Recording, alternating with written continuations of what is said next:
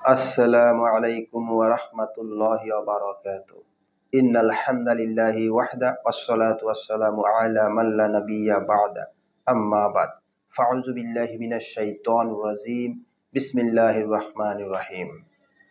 সমস্ত প্রশংসা আল্লাহ রাব্বুল আলামিনের জন্য। সালাতু ওয়া সালাম বর্ষিত হোক আমাদের প্রিয় নবী মুহাম্মদ রাসূলুল্লাহ সাল্লাল্লাহু আলাইহি সাল্লামের উপর। সম্মানিত দর্শক শ্রোতা, আমরা ধারাবাহিকভাবে হাদিস পাঠ করব ইনশাআল্লাহ। আজকে আমরা যে হাদিসটি পাঠ করব সেটি হলো যে প্রতিবেশীর প্রতি সদাচরণের গুরুত্ব।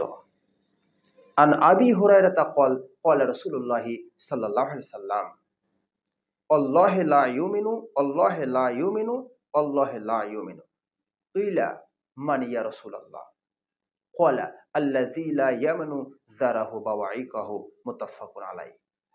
যে আবু হুরায়রা রাদিয়াল্লাহু তাআলা আনহু থেকে বর্ণিত, তিনি বলেন রাসূল সাল্লাল্লাহু আলাইহি সাল্লাম বলেছেন, আল্লাহর কসম ওই ব্যক্তি ঈমানদার নয়, আল্লাহর কসম ওই ব্যক্তি ঈমানদার নয়, আল্লাহর কসম ওই ব্যক্তি ঈমানদার নয়।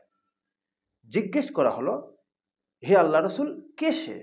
তিনি বললেন, আল্লাযী লা ইয়ামানু যারাহু বাওয়াইকাহু, যার অনিষ্ট থেকে তার প্রতিবেশী নিরাপদ নয়। সম্মানিত দর্শক শ্রোতা, প্রতিবেশীর প্রতি সদাচরণের গুরুত্ব বিষয়ে খুবই গুরুত্বপূর্ণ একটি হাদিস। রাসূল সাল্লাল্লাহু আলাইহি ওয়াসাল্লাম বলেছেন, আল্লাহু লা ইউমিনু আল্লাহু লা ইউমিনু, যে আল্লাহর কসম সে ঈমানদার হবে না, আল্লাহর কসম সে ঈমানদার হবে না, যে যার অনিষ্টতা থেকে, যার খারাপি থেকে তার প্রতিবেশী নিরাপদ নয়। কেননা ঈমানের দাবি হলো কুরআন মেনে চলা, কুরআন অনুযায়ী চলা। আর আল্লাহ পাক কুরআন কারীমের মধ্যে বলেছেন সূরা নিসার ৩৬ নম্বর আয়াতে, ওয়াল জারিযিল কুরবা ওয়াল জারিযিল জুনুবি, অর্থাৎ তোমরা আত্মীয় অনাত্মীয় সকল প্রকার প্রতিবেশীর সাথে সদাচরণ করো। তাই যারা প্রতিবেশীর সাথে সদাচরণ করতে ব্যর্থ হবে তারা প্রকৃতপক্ষে ঈমানদার হতে পারবে না।